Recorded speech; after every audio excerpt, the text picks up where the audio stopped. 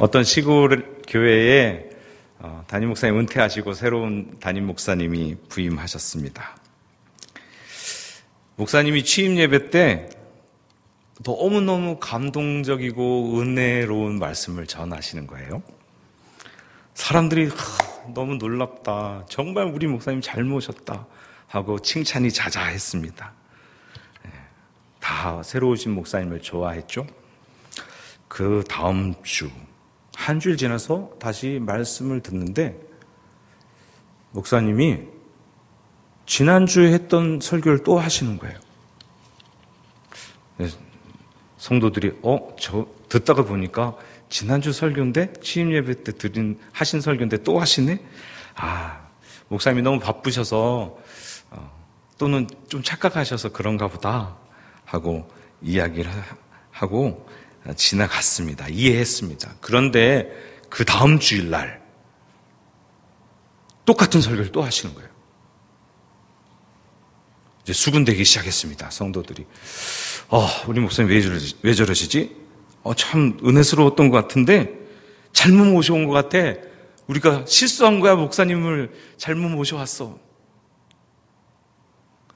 수군거리기 시작합니다. 이때 용감한 교인이 일어나서 담임 목사님께 찾아가서 말합니다. 목사님, 언제 새로운 설교를 시작하실 겁니까? 목사님이 대답하십니다. 여러분들이 이 말씀을 정말로 삶 속에 적용할 그때 새로운 설교를 시작할 겁니다.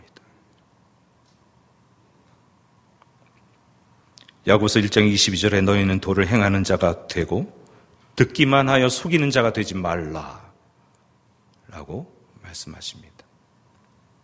여러분, 오늘 읽은 본문은 신앙생활 좀 했다 하시면 한 20, 30번, 30, 40번, 어떤 분은 100번도 더 들으셨을 거예요. 신앙생활 한 지 한 1년 정도 됐다 그래도 최소한 두세 번은 설교 들으셨을 거예요. 맞죠? 왜 대답 안 하십니까? 맞죠? 예. 앞에서 설교하는 사람 떠들고 여러분 듣고 땡? 그렇게 설교 듣는 거예요?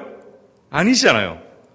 설교를 가슴에 듣고 받아들이는 이유는 그 말씀대로 살아가려는 노력이잖아요. 오늘 아침에 말씀에 막 감격하고 내가 다시 한번 아버지께 어머니께 사랑을 고백해야지 다짐했으면 그걸 실천해야 진짜죠. 맞습니까?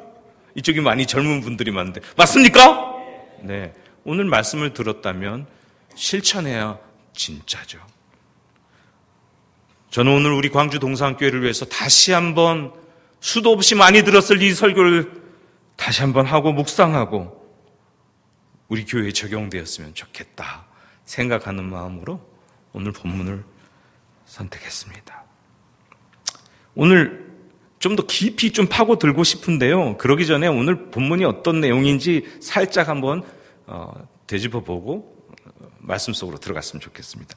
간단하죠? 율법교사가 시험하기 위해서 예수님께 물어봅니다. 어떻게 해야 영생을 얻습니까? 예수님 대답합니다. 율법에 뭐라고 그랬지?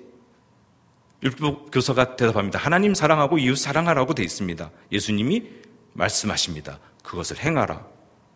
후반전입니다. 예수님께 자기를 옳게 보이려고 율법교사가 또다시 질문합니다. 누가 내 이웃입니까? 예수님이 대답하십니다. 선한 사마리아인의 비유를 들어주시고 누가 강도 만난 자의 이웃이 되었느냐? 율법교사가 자비를 베푼 자입니다. 예수님 말씀하십니다. 이것을 행하라. PPT 보여주세요. 전반전 율법교사의 질문, 예수님의 반문, 율법교사의 대답, 예수님의 명령. 후반전 율법교사의 질문, 예수님의 반문, 율법사의 대답, 예수님의 명령. 전반전과 후반전이 앞과 뒤가 똑같은 구조로 되어 있습니다. 그런데 간단하지가 않아요. 내용이 상당히 깊습니다. 이제 이 구조를 좀 한번 기억해놓고 말씀에 들어가겠는데 이걸 좀 염두에 두셔야 됩니다. 전반전에 나오는 이웃의 개념과 후반전에 나오는 이웃의 개념이 다릅니다. 전반전에 나오는 이웃의 개념은 사랑을 받아야 할 대상으로의 이웃이고, 후반전에 나오는 이웃의 개념은 사랑하는 주체로서의 이웃입니다. 그것을 염두에 두고 좀 말씀을 깊이 한번 묵상해 보겠습니다. 율법 교사가 예수님을 시험하려고 작정했어요. 율법 교사는 율법에 정통한 사람입니다. 도통했단 말이죠. 전공이 율법. 그것을 연구하고 가르치고 그것을 실천하는 사람, 전문가예요. 자기가 전문가니까 이렇게 생각한 거죠. 오케이. 이 당시 슈퍼스타로 떠오르고 있는 예수 그리스도라고 하는 사람, 예수라고 하는 사람을 한번 내가 테스트해 볼 거야 하고 시험하려고 질문하는 거죠. 무엇을 하여야 영생을 얻습니까? 그가 답을 가지고 있을까요? 가지고 있지 않을까요? 가지고 있었어요. 예수님이 반문하니까 바로 대답을 했거든요. 예. 그가 가지고 있는 답은 무엇이었을까요?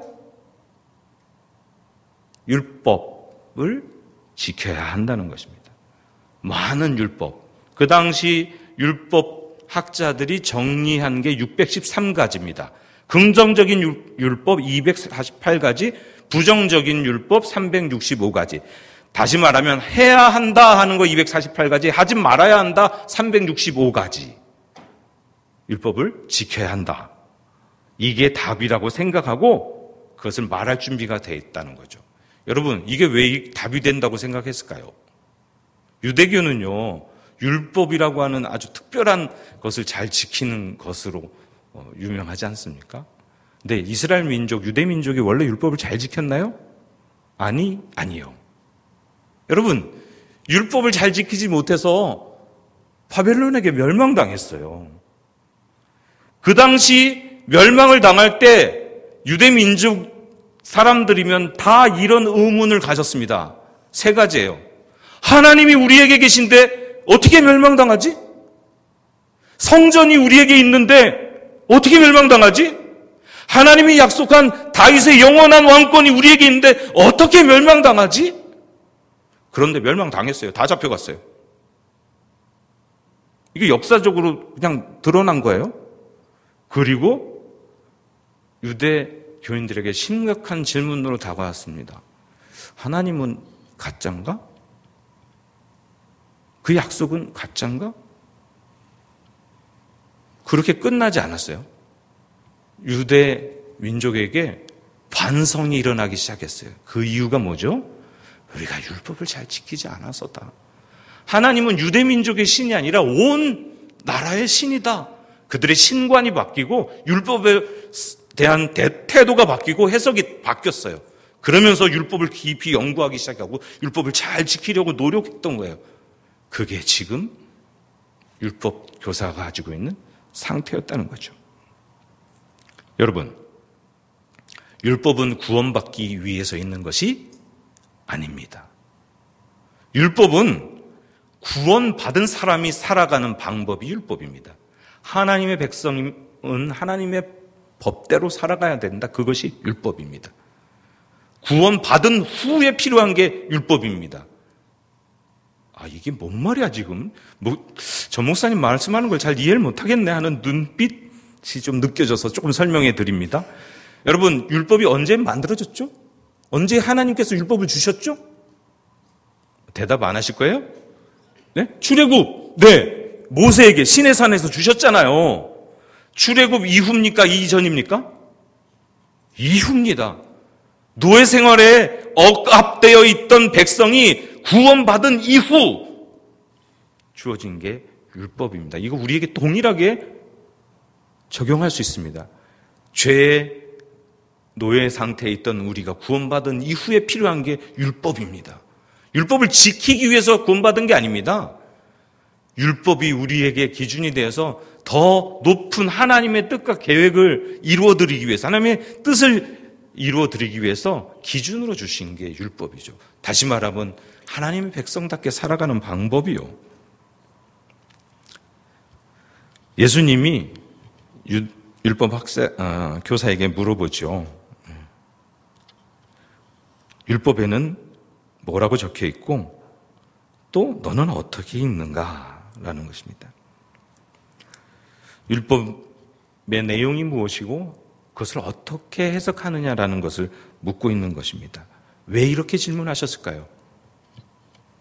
저는 예수님이 율법학자에게 율법의 진의, 율법을 통해서 하나님께서 말씀하시는 것을 알게 해주고자 했다고 믿습니다. 구원은 무엇을 해야 구원 얻는 것이 아닙니다. 저와 여러분은 완벽한 성경을 가지고 있으니까 어떻게 해야 구원받는지 압니다. 선을 행해서 무엇인가 잘해서 구원받습니까? 구원은 무엇으로 받습니까? 믿음으로. 하나님의 은혜를 인하여서 믿음으로 받습니다. 너희가 그 은혜를 인하여 믿음으로 말미암아 구원을 얻었나니 이것이 너희에게서 난 것이 아니요 하나님의 선물이라 행위에서 난 것이 아니니 이는 누구든지 자랑치 못하게 함이니라. 구원의 문제가 율법을 지키는 것에 있지 않다는 것이죠. 율법교사는 자기가 가지고 있는 답이 있기 때문에 대답을 합니다. 하나님을 사랑하는데 그냥 사랑하는 게 아니라 신명기 6장 4절부터 8절, 레위기 19장 18절의 내용을 들어서 하나님을 마음을 다하고 뜻을 다하고 몸을 다하고 힘을 다해서 사랑하고 또 이웃을 내 몸과 같이 사랑하라. 여기서 이웃을 내 몸과 같이 사랑하라고 하는 것은 많은 사람들이 이렇게 생각을 합니다. 이웃을 내 몸을 사랑하는 만큼 사랑하라라고 이해합니다. 그게 아닙니다. 이웃을 내 몸을 사랑하는 방식으로 사랑하라 이것입니다. 이웃을 내 몸과 같이 사랑하라는 뭐라고요? 내 몸을 사랑하는 한번 따라서 해보시죠. 오후니까 조금 졸리기도 하고 듣기만 하면 피곤하시니까 한번 따라서 하면 좀 기운이 새로워지실 거예요. 이웃을 내 몸을 사랑하는 방식으로 사랑하라. 시작. 내가 배고파요? 나를 사랑하는 방식은 배고프면 먹을 걸 찾아서 먹습니다. 이웃을 내 몸 같이 사랑하는 것은 내가 배고파요? 저 사람도 배고프겠네? 라는 걸 내가 배고픈 것을 통해 똑같이 아는 거예요. 내가 아파요? 다쳐서 아파요? 이웃도 그렇게 아프겠네. 공감하기 시작하는 게 이웃을 사랑하는 방식이란 말입니다. 그건 잠깐 두고 하나님을 사랑하는 방식에 대해서 신명기 6장 4절부터 8절 제가 읽어드리겠습니다. 이스라엘아 들으라 우리 하나님 여호와는 오직 유일한 여호와이시니 너는 마음을 다하고 뜻을 다하고 힘을 다하여 내 하나님 여호와를 사랑하라. 오늘 내가 네게 명령하는 이 말씀을 너는 마음에 새기고 내 자녀에게 부지런히 가르치며 집에 앉았을 때에든지 길을 갈 때에든지 누워 있을 때에든지 일어날 때에든지 이 말씀을 강론할 것이며 너는 또 그것을 내 손목에 매어 기호를 삼며 내 미간에 붙여 표로 삼고 내 집 문설주와 바깥문에 기록할지어다. 하나님을 사랑하는 그 방식을 그냥 하는 게 아니라 자녀에게 아빠가 계속 어떤 때든지 가르칠 수 있을 때는 계속해서 가르치고 그 다음에 어떻게 해요? 미간에 눈썹과 눈썹 사이에 붙이고 손목에 매요. 여기 손목을 여길 말하는 게 아닙니다. 손끝에서부터 끈을 쭉 묶어갖고 왼팔에 팔뚝 있는데 그 말씀을 붙이는 거예요. 심장하고 가장 가까운 데에다가. 그래서 항상 그것을 기억하는 거예요. 무엇을? 하나님을 사랑하는 거예요. 그렇게 사랑하라는 뜻입니다. 정답이죠. 하나님 사랑, 이웃 사랑. 예수님께서 대답하십니다. 오케이, 잘 알고 있구나. 이것을 행해라. 그러면 살리다. 여러분, 행하라 살 거야. 영생을 살 거야. 이게 그것을 행하면 살 수 있다고 예수님께서 인정하고 하신 말씀입니까? 아니면 행해 보아라. 할 수 없는 걸 알 거야. 이것을 말하는 것입니까? 100% 율법을 지켜야 구원입니다. 이 사람의 말에 의하면 그 중에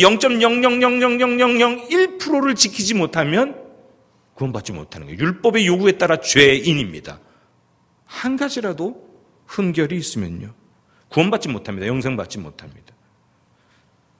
율법의 기능은 로마서 3장 10절에 이렇게 말합니다. 우리가 알거니와 무릇 율법이 말하는 바는 율법 아래 있는 자들에게 말하는 것이니 이는 모든 입을 막고 온 세상으로 하나님의 심판 아래 있게 하려 함이니라. 그러므로 율법의 행위로 그의 앞에 의롭다 하심을 얻을 육체가 없나니 율법으로는 죄를 깨달음이니라. 율법으로는 죄가 있다는 것을 깨닫게 해주는 것밖에 없다는 거예요. 모든 입을 막고 모든 사람이 심판 안에 있다는 것을 깨닫게 해주는 게 율법이라는 것입니다. 그러므로 예수 그리스도의 말씀, 이것을 행하라, 그러면 살리라, 이것은 그 행위로 구원받는다는 이야기를 하시는 것이 아닙니다. 그렇게 읽으시면, 그렇게 해석하시면 잘못 읽으시는 거예요. 사람은 아담 타락 이후로 어떤 행위로 자기의 잘못을 보상할 수 있다라고 생각합니다. 그것이 종교입니다. 무엇인가 선행으로, 종교적인 행위로 구원을 받을 수 있다, 나의 잘못을 해결할 수 있다 생각하는 것, 이게 바로 종교라는 거죠. 하나님을 완벽하게 사랑하는 것, 마음을 다하고 뜻을 다하고 힘을 다하고 목숨을 다해서 사랑하는 것은 한마디로 불가능합니다.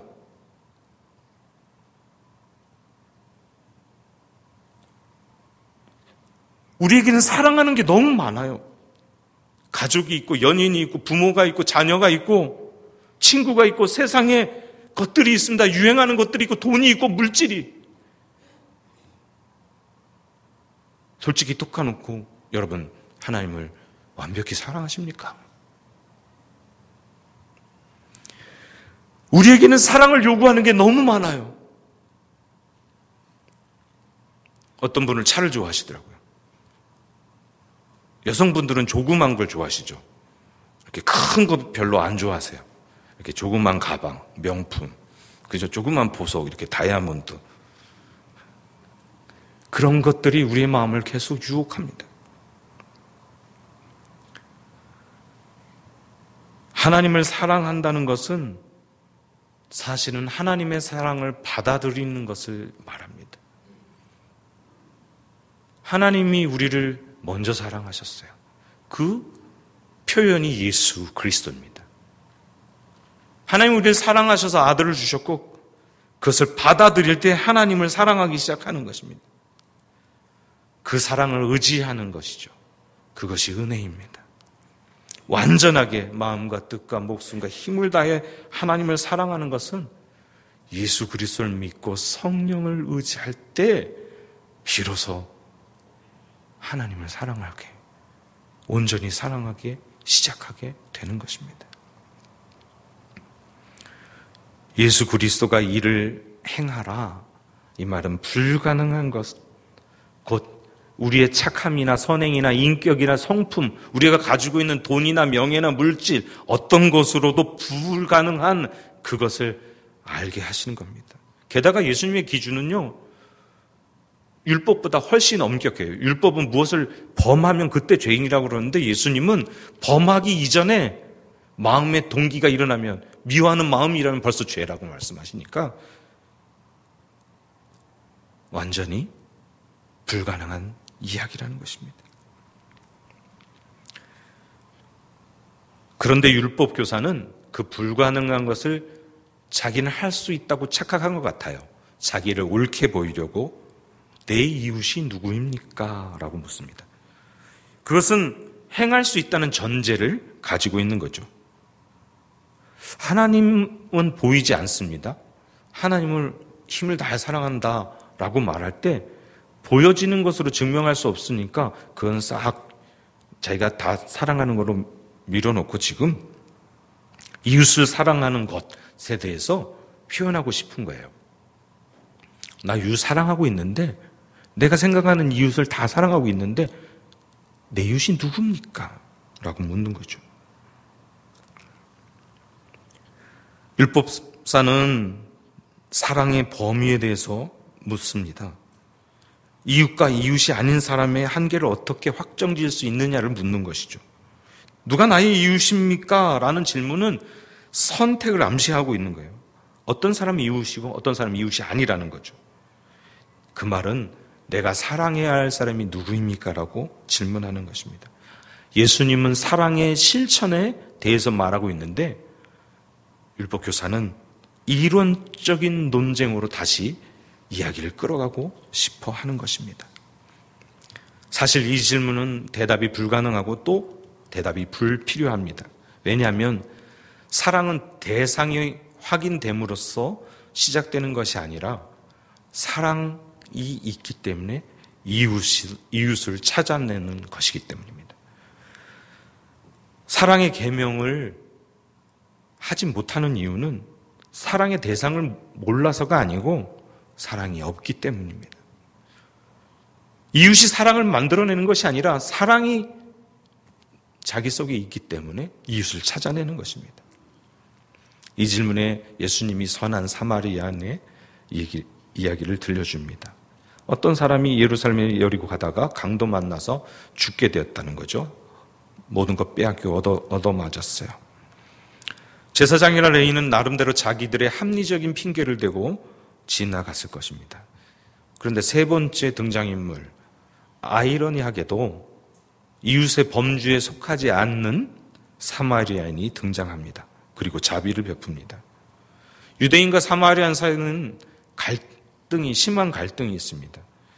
사마리아인은 북이스라엘 사람들이었는데 BC 722년에 아수르에 멸망당할 때 아수르의 정책이 여기서 살고 있는 사람들 잡아다가 이쪽에 놓고 이쪽에 살고 있는 사람 잡아다 이쪽에 놓고 이쪽에 살고 있는 사람들 잡아다 놓고 민족을 혼탁하게 만들어요. 섞어버려요. 그래서 같은 민족이면 더 잘 뭉치니까 뭉치지 못하게 하는 거예요. 그 지역의 이방인과 혼합된 사람들이 사마리아인이었습니다. 그러니까 유대인 순수 혈통을 지키고 있다고 생각하는 유대인에게는 사마리아는 개보다 못한 존재들이었습니다. 그들은 성전과 예루살렘 재건을 반대했었습니다. 바벨론으로 잡혀갔다가 70년 만에 돌아와서 성전을 다시 세우고 성벽을 다시 만들고 할 때 그걸 반대했던 존재들이 그들이었고, 자기네 예배처를 그리심산에 따로 만들었습니다. 물론 유대와 북이스라엘이 갈릴 때 북이스라엘 첫 왕인 여로보암 왕이 예루살렘으로 자꾸 백성들이 내려가니까 그걸 막기 위해서 만든 것이지만, 어쨌든 자기들의 예배처를, 하나님께서 오직 한 곳에만 예배처를 두라고 한 그것을 거부하고 만들었습니다. 신앙적으로 이단자들이죠. 제사 드리는 법을 자기들이 마음대로 했습니다. 그러니 당연히 사마리아인들은 유대인들에게, 특별히 제사장과 레위인들에게는 적대적인 관계였던 것이죠. 이 이야기는 당시 청중들에게, 듣고 있는 사람들에게 상당히 충격이었을 것입니다. 유대인들이 멸시하는 사마리아인, 그가 강도 만난 사람을 불쌍히 여긴 거예요. 유대인을 기꺼이 기름과 포도주를 붓고 상처를 싸매줍니다. 그리고 여관으로 자기 짐승에 태워가고 돌봐주고 비용을 내고 더 들면 더 내겠다고 이야기합니다. 누가 하나님의 백성이고 누가 하나님의 백성이 아닌가에 대한 그들의 선입견을 질타하는 것이죠. 편애하고 편파적인 그런 것이 아니라 아무 보답도 기대하지 않는 사랑을 실천하는 모범을 보이고 있는 것입니다. 예수님이 직접 이런 사회적 장벽을 넘어서 죄인과 세리들의 친구가 되어주셨습니다. 그런 삶을 제자들에게 지금 가르치고 있는 것입니다.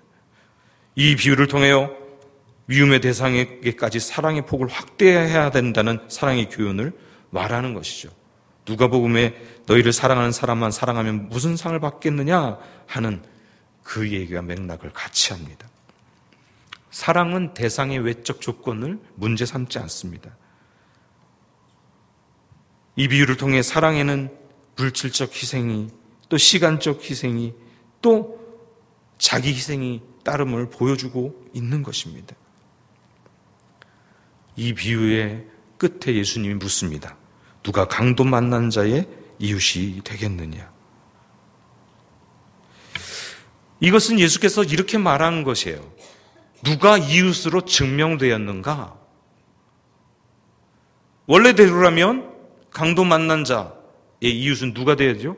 제사장이나 레위인이 돼야 되는 거죠. 여기 그냥 강도 만난 자로 어떤 사람이 이 표현은 유대인을 말하는 거거든요. 유대 지역에 사는 유대인, 여리고로 내려가다니까 어쩌면 제사 드리고 내려가는 길이었을지도 모릅니다.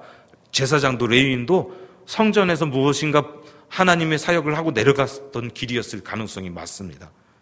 그러니 당연히 이 강도 만난 사람의 이웃은 제사장이나 레위인이 되었어야 함에도 불구하고 누가 이웃이 된 것이냐, 누가 이웃으로 증명되었느냐. 율법교사는 사마리아인이라고 말하고 싶지 않아요. 그렇기 때문에 그것도 입에 올리기 싫어서 자비를 베푼 사람입니다.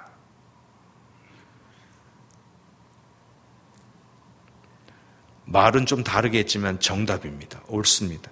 자비를 베푸는 것이 이웃이 되는 길이고 또 영생을 얻는 길이기도 합니다. 문제는 자비를 행하는 거죠.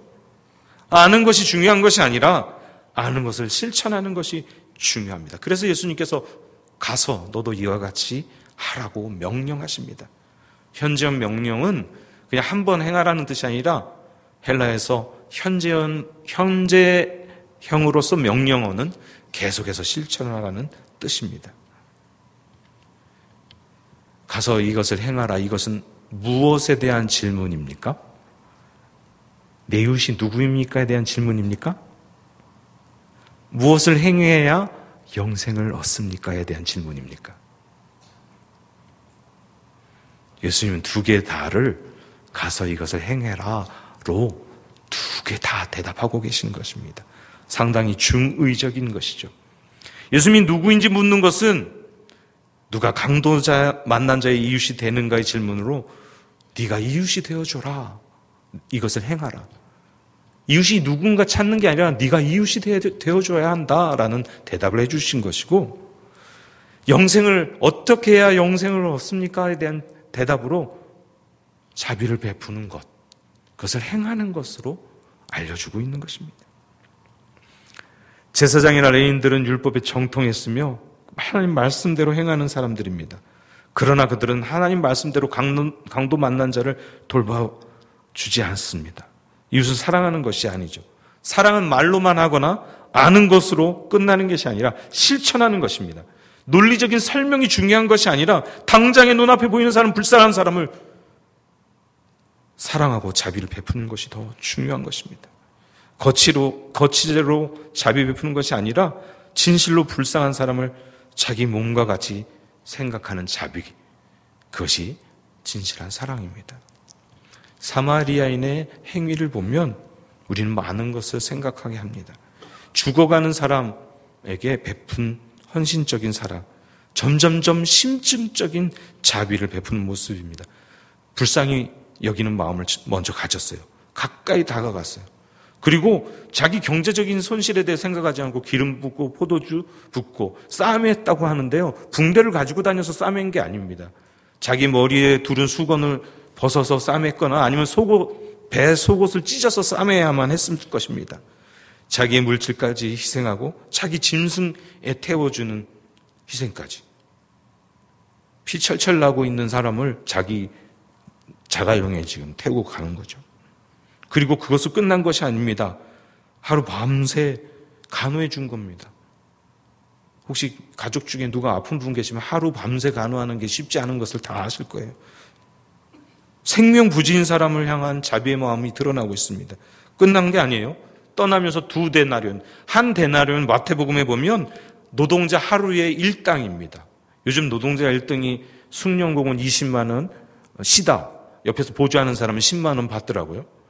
그러니까 10만 원에서 20만 원, 그냥 평균 잡아서 15만 원, 2데나리온이니까 30만 원 정도를 주고 돌봐달라고. 더 들면 내가 다시 올 때에 갚아주겠다고 약속하고 있습니다. 여러분, 이렇게 자비를 베푸는 사람 본 적이 있습니까? 이웃을 사랑하는 길은 값을 치르는 길입니다. 요즘 바쁜 현대인에게는 되게 어려운 거죠. 시간을도 들여야 되고 경제적인 손해도 봐야 되니까요.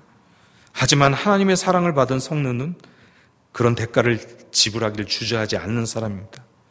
그리스도인들은 도움을 필요하는 사람들의 이웃이 되어주는 사람입니다. 쉬운 일이 아닙니다. 여기 있는 모두가 어려운 일이라고 생각할 거예요. 자기 힘으로 할 때는요, 이거 자기 힘으로 하는 게 아닙니다. 그런데 말입니다. 그 텔레비전에서 나오는 분 흉내 내려고 그러는데 안 되네요. 그런데 말입니다.